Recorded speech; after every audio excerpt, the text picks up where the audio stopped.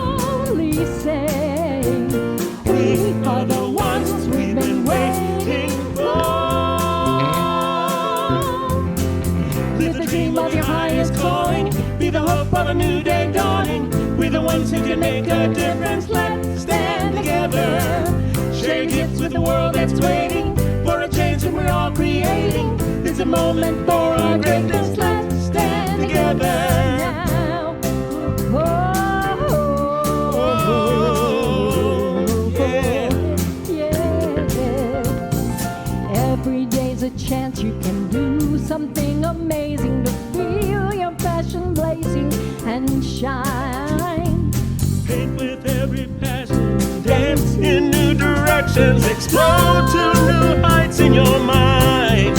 I will rise up with you today. Lift up your voice. Lift up my voice and boldly say, we are the ones we've been waiting for. Live the dream of your highest calling. Be the hope of a new day dawning. We're the ones who can make a difference. Let's stand together. Share your gifts to the world that's waiting for a change that we're all creating. It's a moment for our greatness. Let's stand together now. Let's stand together. Hey, hey. One dream, one voice, one heart, one world. One dream, one dream, one voice, one heart, one world. Stand together. One dream, one heart,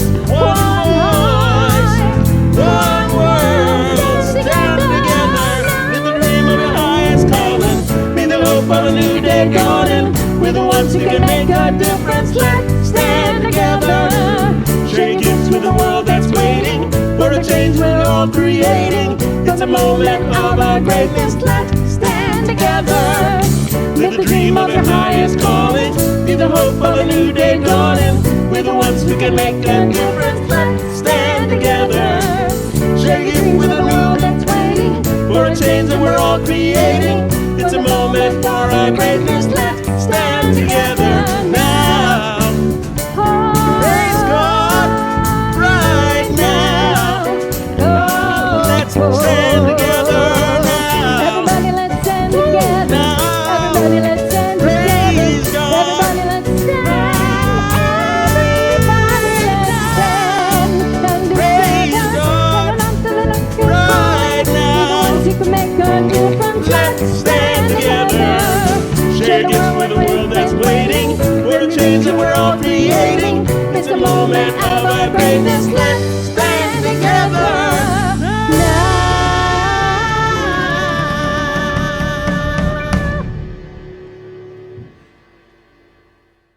I welcome you again to the Sunday service. I think we are so lucky to have these musicians. They always inspire me.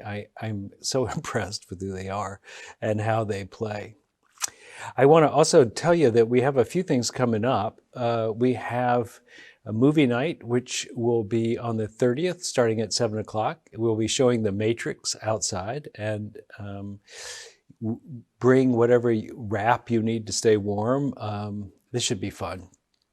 And then on Sunday, following that, which is the 1st, we will have a service at 5 o'clock inside.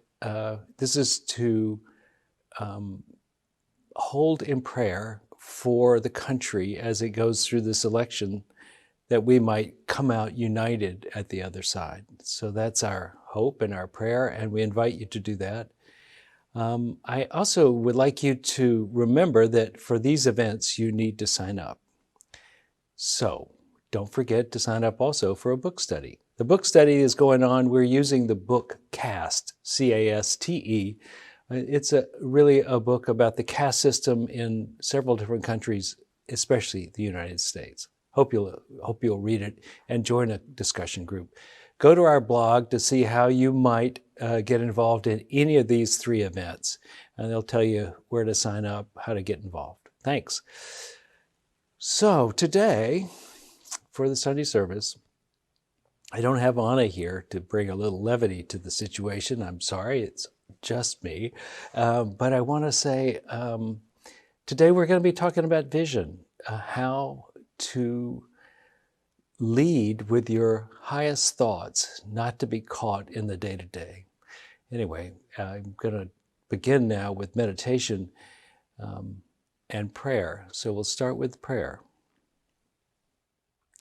Many of you may feel helpless and want to do more, but you are much more powerful than you think you are. That's because prayer matters, and your prayers matter. If 1% of the population is praying, it can shift the world consciousness. So now let's pray together.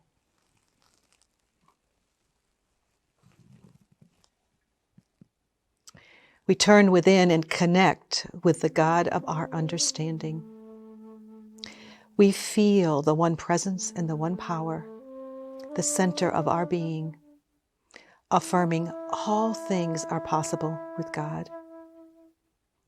From this open-hearted space, we set the intention to see others and all situations through the eyes of God. Envision the world as God sees the world. See each individual as a child of God, betrothed with unlimited potential. See with the wisdom, clarity, and the perfection of spirit. We see each name in this prayer box, awakening to this truth. With spiritual vision guiding us, we manifest a world of kindness, respect, and acceptance for each other through our thoughts, our words, our feelings, and our actions. Through the power of imagination and our spiritual sight, we allow our suffering and the desires of our heart to propel us to a life where everyone and our planet have enough and thrive. With gratitude for these intentions and these truths, we rest, and so we let it be. Amen.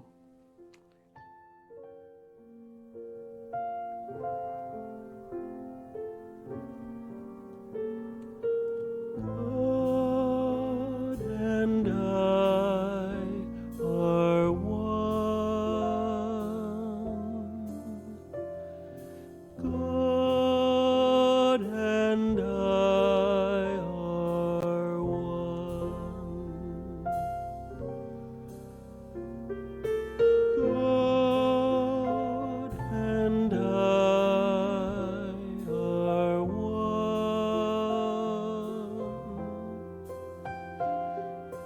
God and I are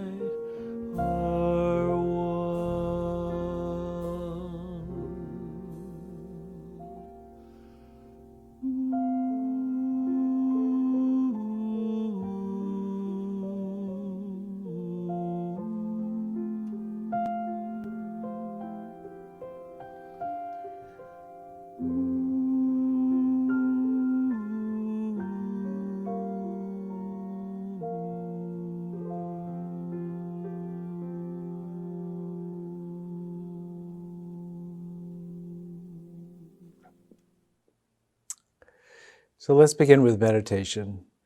Let's start by adjusting the body so that you can sit in a way that is very comfortable, but also allows you to be awake and alert. And as we do that, we will begin by relaxing the body, starting with the face. Relax the face. Relax the shoulders and the throat. And let the breath be deeper so that the belly extends with each breath. And within each exhale, you relax more thoroughly. Unclench the hands,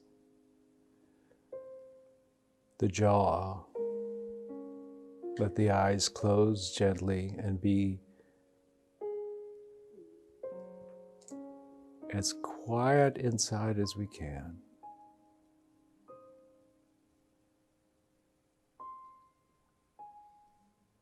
We breathe in, we breathe out.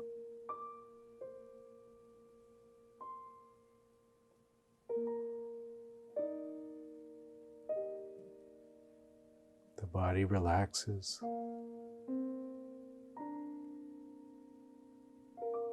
The mind relaxes.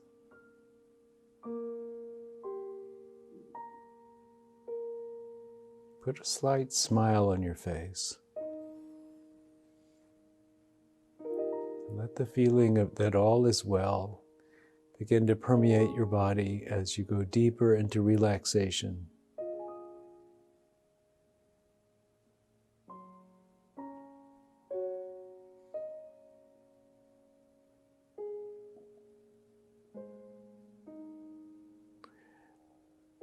Imagine a light from above shining down through the crown of your head down to your heart. And imagine the earth radiating its energy up through your feet all the way to your heart.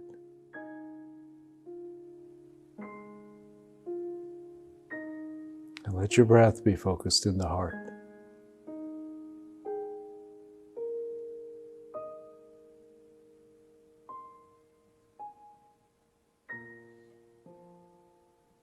With each breath, imagine, sense, and feel a growing sense of energy and light in the heart.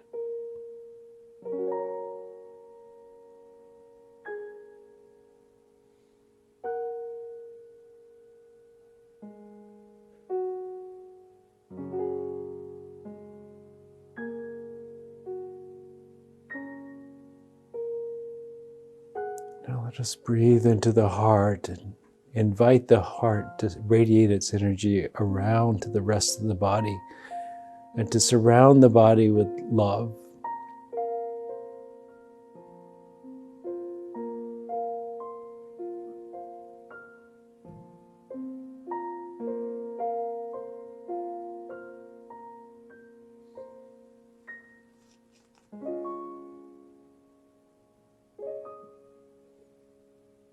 Now invite your mind to join the heart in this exploration of what is your future?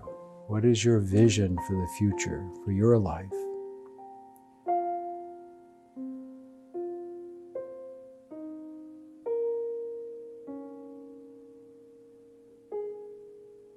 What is your vision for the world around you? Your community or your state or your nation?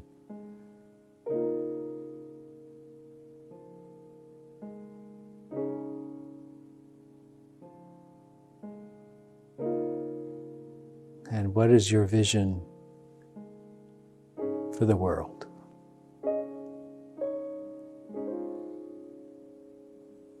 And if nothing comes to mind, just hold the space for that to come to you.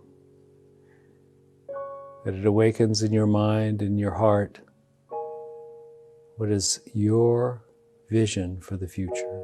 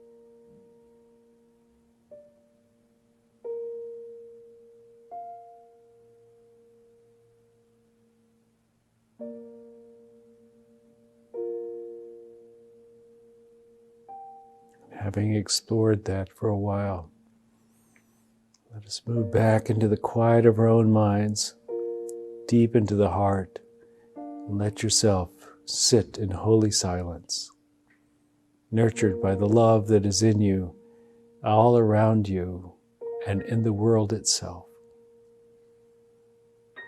Let us be at peace for a few moments.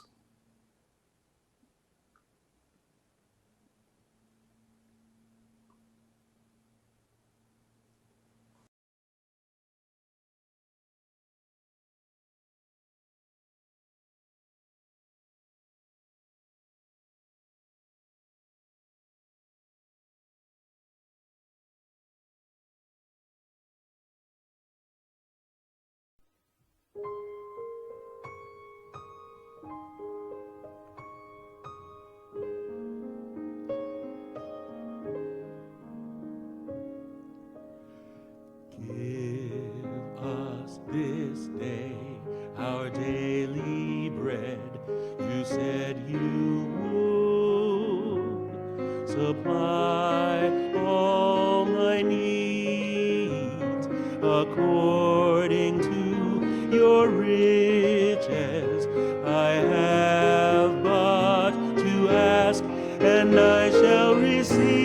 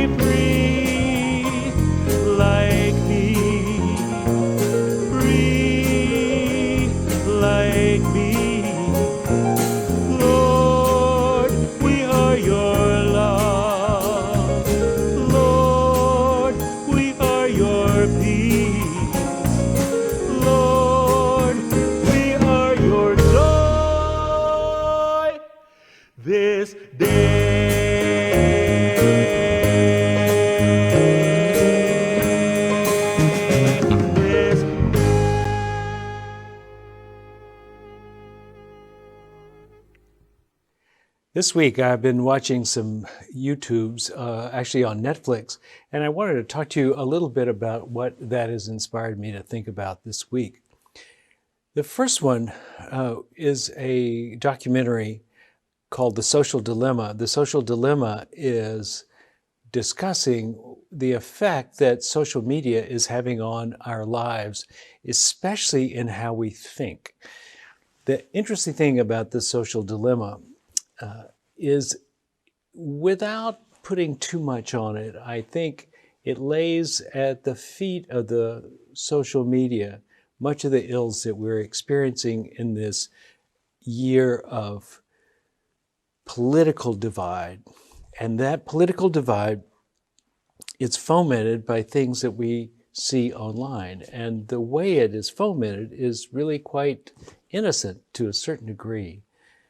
It's designed to make money, but it's leading us into separate camps. And let me show you how that works.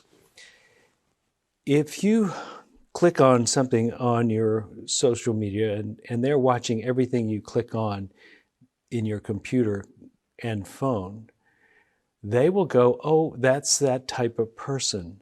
They're interested in this. And so they will send you, at the next possible moment, something more like that, or that fits their algorithm of a person like that. It may be even clothes, it may be a little bit different story, but they're picking things that they think you will like. And it turns out that they want it to hold your attention. That's what they're really trying to do with your information, is get your attention so that they can sell you ads. And all that in and of itself sounds pretty good. It cuts out a lot of waste about things you don't want to see in ads. It might bring things that you're interested in. But to keep your attention, they keep ramping up in the direction that they think you want to go. And it turns out the more exciting and more extreme it is, the more likely you will click on it anyway. So the more you are enticed by what they put there, because it's toward your direction of what you believe already, and the more exciting it is, therefore many times more salacious it is, the more you will click on it, the more your attention will go there. So if you're headed off to the slightly to the right at the beginning, after a few months of this, you may be pretty far to the right. And if you go any further, you'll be in the extreme right. And likewise on the left. It's no different. They basically say, you know, what are you interested in? Oh, you kind of like this type of music. Well, maybe that puts you a little here. And then they'll say, and your clothes are like this, and you're in this zip code, etc. And from there, they start guiding your attention to where they think you will be most interested. And once again, the more exciting or salacious it is, the more you'll click on it. Consequently, we start splitting. Even though we may have started out in our core beliefs very similar, by the time we've been fed information that agrees with us, we begin to be more extreme in our positions. And being more extreme in our positions, then we can't understand how the other one can be so stupid. And they are so threatening to our way of life, etc. Each side looks at the other as the threat.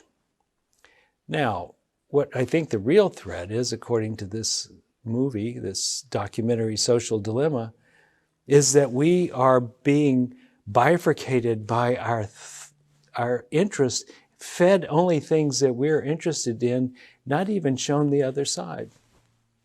I remember there was an interviewer who was talking with a West Virginia coal miner, and the West Virginia coal miner was fairly young, I would say about 30, was out of work, and he really wanted to get back into mining coal. And the interviewer said, "Have you ever heard of global warming?" And he said, "No." This was only a couple of years ago. So when you think about it, if your information excludes things that you need to know about for your life, your health, your family's health, the safety of the world, whatever, but you're not delivered that information because you tend to be this way, well then, of course, you wouldn't understand why anyone would want to replace coal with natural gas or solar or wind. It wouldn't make sense. So, That's how we're beginning to spread apart. We're spreading apart because we're fed information that will keep our attention, that the algorithm has figured out, that the more exciting we make it, the more it will keep our attention. And so we get farther and farther apart because we are delivered information only according to our predilections, not according to the totality of reality. And so it's harder to understand each other. It's harder to wrap your mind around the whole of what's going on. I've said this to a couple of people, and they all go, yeah, I can't believe those people. They're just listening to the same. But it turns out what we really have to realize is that we too are listening to the same. We're just in the same hidden position. We can only see out our porthole. One of us looks starboard, one of us looks port. That's what we see. That's the world we see. So I'm hoping, in my vision for the future, is that we become more agreed upon the facts of reality. We begin to share common knowledge. We become more willing to look at the other side. At least it will mess up the algorithm. If nothing else, they won't know which way to turn us. And maybe we'll get more of the story. This is important, I think, because next week when I do my talk on forgiveness, I think some of what we think we need to forgive, it's really just been manufactured.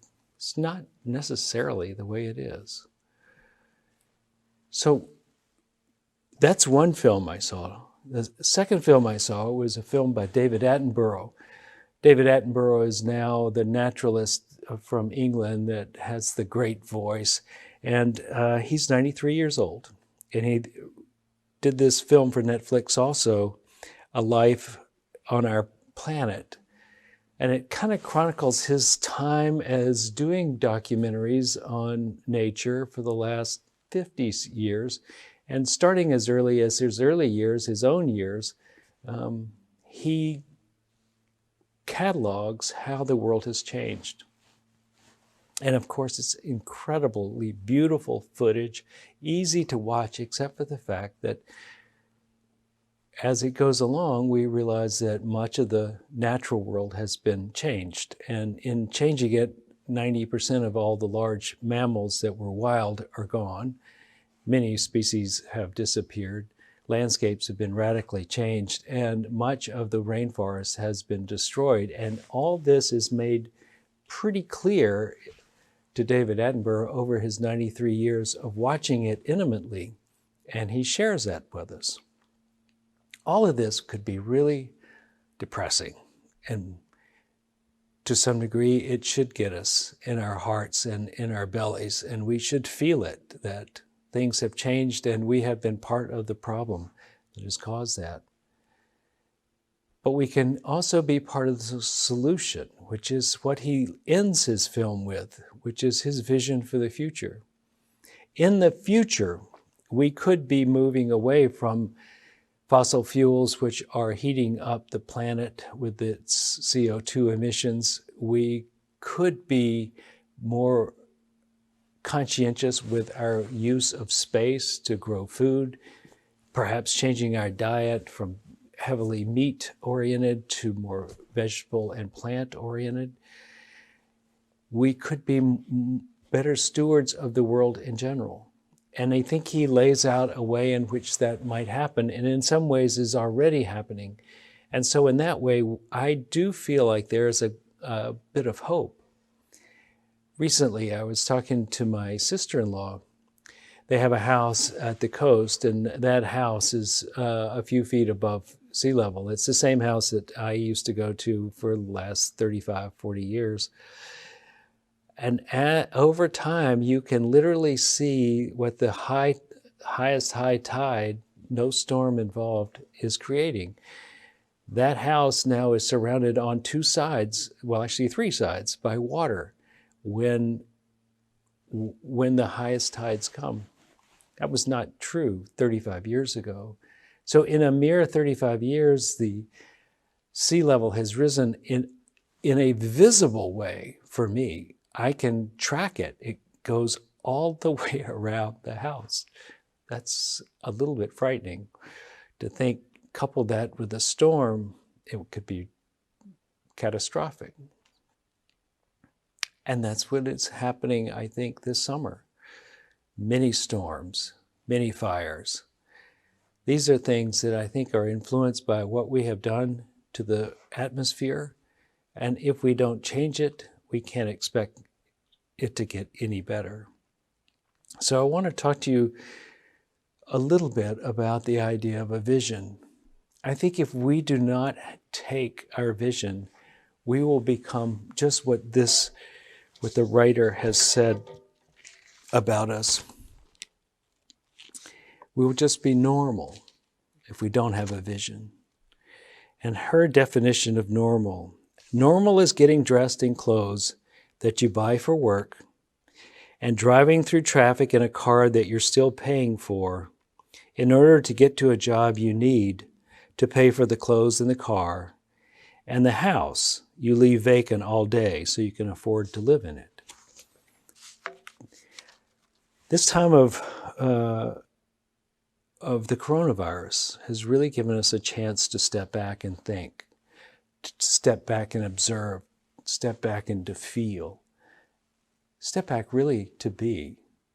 And in the quiet of our own experience, I think we can get depressed, or we can begin to sculpt a vision for the future. I think we need to find things that point out the problem and point out the solutions to give us the hope that we need, that we can put something together that will fit us as people, that will allow us as a community and as a state and country to really step forward. I think many of us think there might have been a golden age at some point, a golden age in which things were simpler, and that might have been true, but we were building toward a problem, and we are now there. It's not like we haven't been warned. It's not like it's not been in the news. It would have been easy to forget and overlook it most days, especially when we're doing our normal. But now is the time for us to find a vision for ourselves that we can commit to, that we can do our part for, that we can advance through policy and through practices that leads us to a more sustainable planet, lifestyle, finances.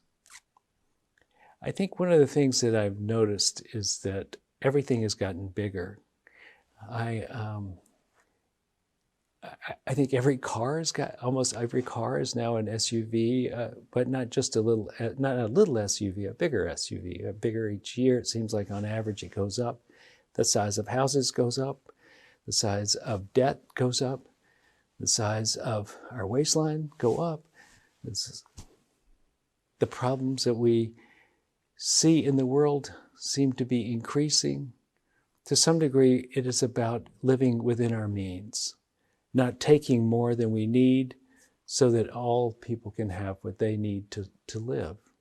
This is a practice of self-restraint, a practice of actually asking oneself, what would make me happy and fulfilled, not just doing the normal.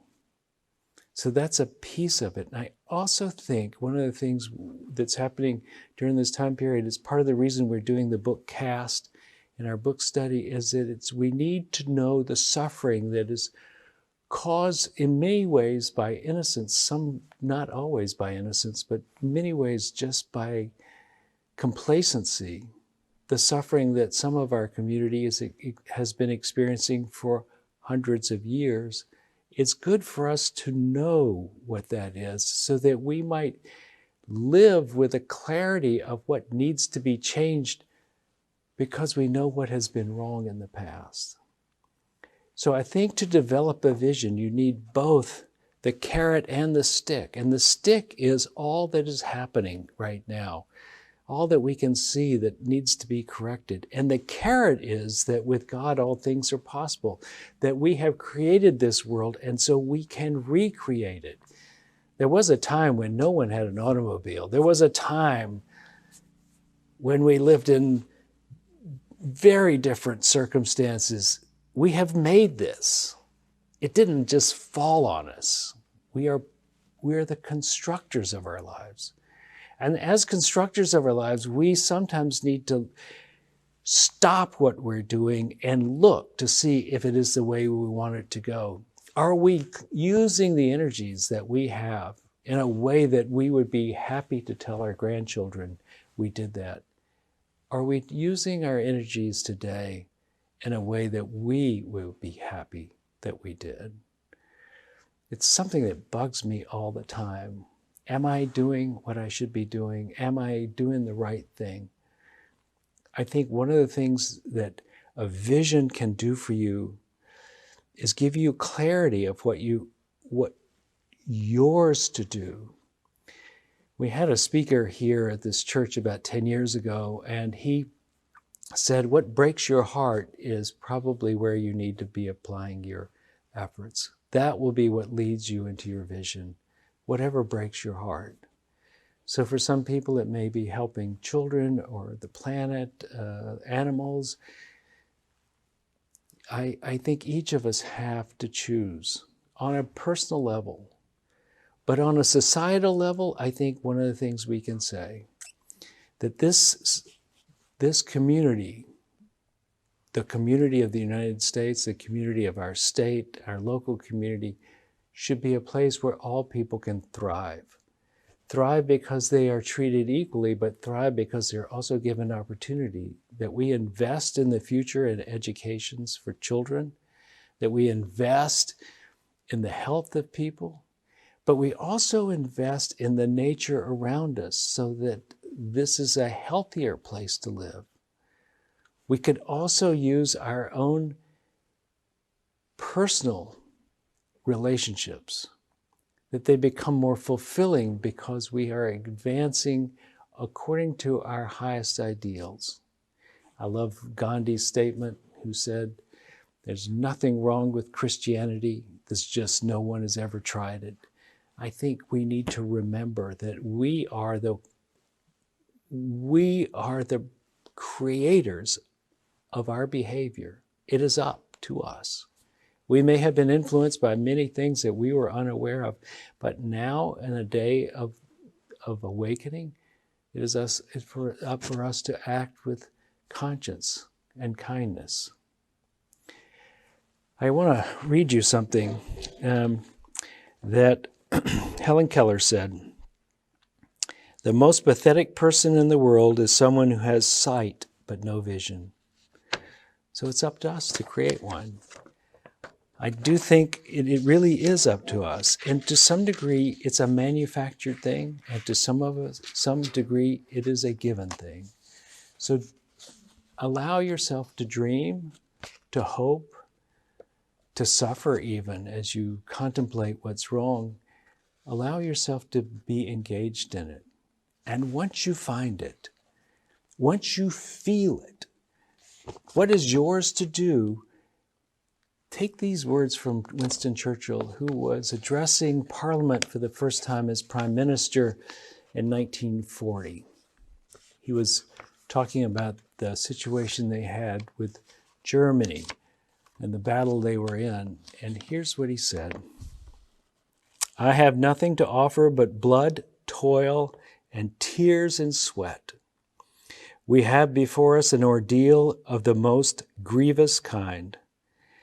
We have before us many, many long months of struggle and suffering. You ask, what is our policy? I can say, it is to wage war by sea, land, and air, with all our might and with all our strength that God can give us. To wage war against a monstrous tyranny never surpassed in the dark, lamentable catalog of human crimes. That is our policy. You ask, what is our aim? Our aim, I answer in one word. It is victory. Victory at all cost, victory in spite of all terror, victory, however long and hard the road may be. Ours is not to fight in that way, not to wage war, but to heal, to heighten and to harmonize this world that we live in. Ours is to become saints of kindness, ambassadors of peace, awakeners of health and happiness, unafraid to be ourselves completely, fully able to accept others as they are. And with a vision for the future, we march off with determination that would make Winston Churchill proud. Let us remember, we are the people who have created our lives to this point. Let's take hold of the reins, choose the direction, and light out for a new future. Namaste.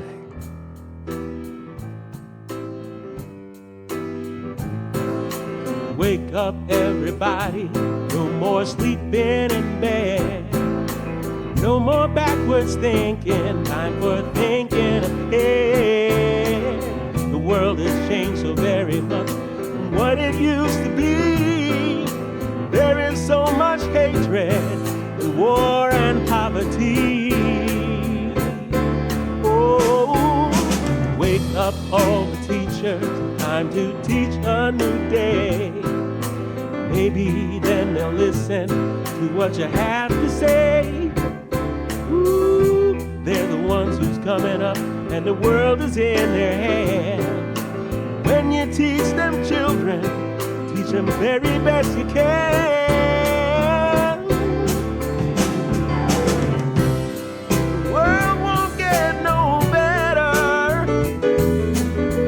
if we just let it be. The world won't get no better. We gotta change it, yeah, just you and me.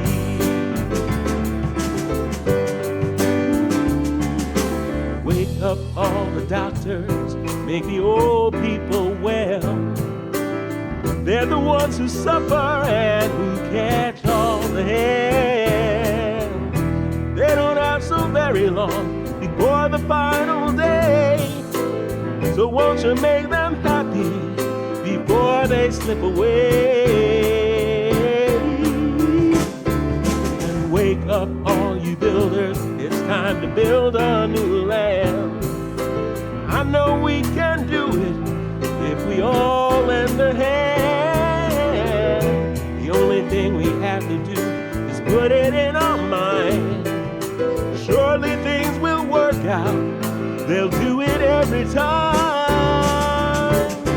Ooh.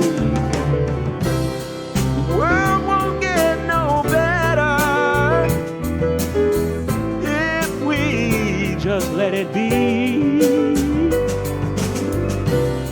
The world won't get no better. We gotta change it, yeah, just you and me. Ooh, change the world, just you and me. Yeah, we gotta wake up, wake up, wake up and change the world. Can't do it alone, don't do it alone, no. I can't do it alone. Get up, get up, get up, get up. Wake up, wake up, wake up. Come on, come on, come on, y'all now. Need a little help, come on. Let's change the world from what it used to be, from all it's told to be. Ooh, got to wake up now. We gotta wake up. Ooh, we got to wake up, yeah. World won't get no better.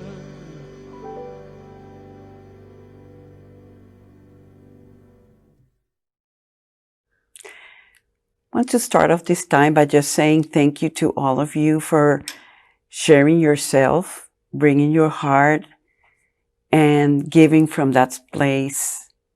It's who we are. It's the doorway to our wealth. Have some words here that I'm sure you're going to love in preparation for our giving and the blessings of our offerings. It says, humanity loves to bask in the sunshine of your presence. Your goodness overflows in generous service to all. Your goodness draws forth goodness. Your talent is uncovered and appreciated in terms of financial rewards. You are invaluable to humanity. Your goodness makes others feel good. Your generosity makes others feel generous. You are a seed in the soil of richness, drawing whatever prospers you to yourself. You flourish like the lilies of the field, without fear, without anxiety, or really hard work. So at this very moment, I'm going to ask you to open the heart even more and give from that place of true knowing that God is our absolute source. And as you do, either by going to the screen to do it now or do it later, let's affirm together. Divine love, as me, blesses and multiplies all that I am, all that I have, all that I give, and all that I receive. And so it is. This week, as you explore your vision, please take at least a little bit of time to act on it. The beginning is so important that you start with motion, not just with thought. That we do something, write a letter, make a plan, speak to somebody, clean up something, whatever is yours to do. Take a chance, get it going. Once we get moving, it's easier to make corrections anyway. So let's go for it. Next week, I'm going to be talking about forgiveness, just in case you don't do what I said this week. See you here next week.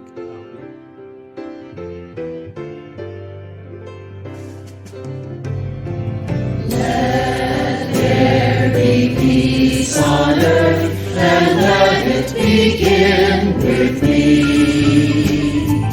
Let there be peace on earth, the peace that was meant to be, with God as Creator, family all are we. Let us walk with our family in perfect harmony. Let peace begin with me. Let this be the moment now. With every step I take, let this be my joyful vow. To take each moment and live each moment in peace eternally. Let there be peace on earth, and let it begin with me.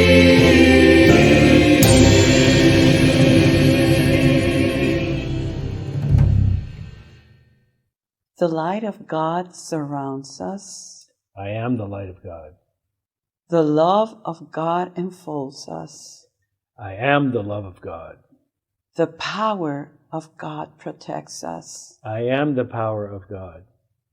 And the presence of God watches over us. I am the presence of God. Wherever we are, God is, and all is well.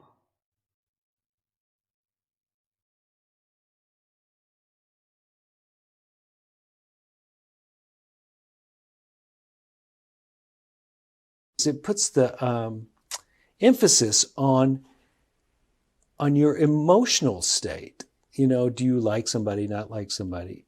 Well, it's bigger than that. You know, it's really bigger than that. So how does it all stay in place is really what I'm supposed to be talking about today. But it's in place even if you didn't notice it was in place, because you were doing your best to be a nice person, right? Yes. And yet you can still be part of the caste system that's doing well by it. It's important to get that this caste system is dominating the experience, even though your personal relation, you may have individual relationships that are not like that. It's almost like there are moments where we snap into the real, Right. into like, we're just fellow human beings and we're connecting at a much deeper level. Yes. Yeah. It's just seeing how we can duplicate that more and more into which really see, right? Right. So we can see the structure that we live in, the water that we swim in.